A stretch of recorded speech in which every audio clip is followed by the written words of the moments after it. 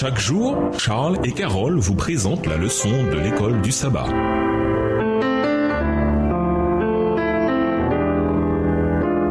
Bienvenue dans votre émission Dieu nous parle. Nous voilà la leçon de vendredi pour aller plus loin. Alors qu'au temps apostolique, les hommes essayaient de détruire la foi dans les saintes écritures au moyen de la tradition et de la philosophie. Actuellement, par le sentiment agréable que procure la critique radicale, l'évolutionnisme, le spiritisme, la théosophie et le panthéisme, l'ennemi de toute justice cherche à conduire les âmes vers des chemins interdits. Pour beaucoup de gens, la Bible est une lampe sans lumière parce qu'ils suivent les sentiers d'une foi spéculative qui apporte incompréhension et confusion. En disséquant, en faisant des conjectures et en reconstituant l'œuvre de la haute critique, détruit la foi dans la Bible en tant que révélation divine. Elle vole à la parole de Dieu le pouvoir de subjuguer, d'élever et d'inspirer les vies humaines. Le spiritisme enseigne aux multitudes de croire que le désir fait force de loi, que la licence signifie liberté et que l'homme n'a de compte à rendre qu'à lui-même. Le disciple du Christ entendra les discours séduisants contre lesquels l'apôtre a mis les croyants de Colosse en garde. Il devra faire face aux interprétations spiritualistes des Écritures, mais ne les acceptera pas. Sa voix doit retentir en affirmation claire des vérités éternelles de la parole, gardant les yeux fixés sur le Christ, sans s'arrêter. Il ira de l'avant sur le chemin que le Sauveur aura tracé, rejetant toute idée qui n'est pas en harmonie avec son enseignement. La vérité de Dieu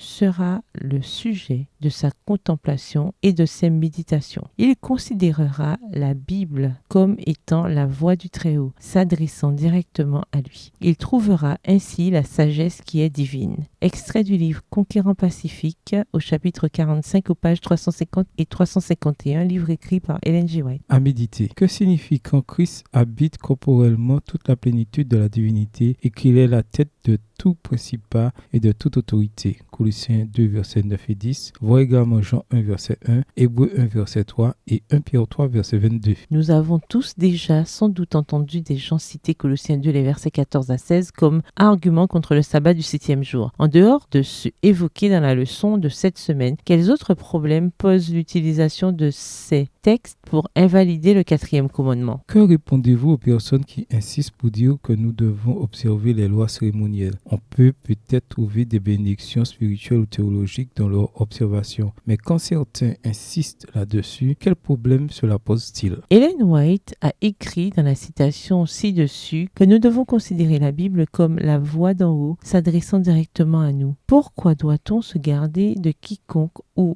de quoi que ce soit qui affaiblirait notre foi dans l'autorité et l'inspiration de toute écriture, y compris les passages qui peuvent nous mettre mal à l'aise? Au revoir. Et à demain si Dieu veut. Dieu nous parle. Chaque jour, Charles et Carole vous présentent la leçon de l'école du sabbat.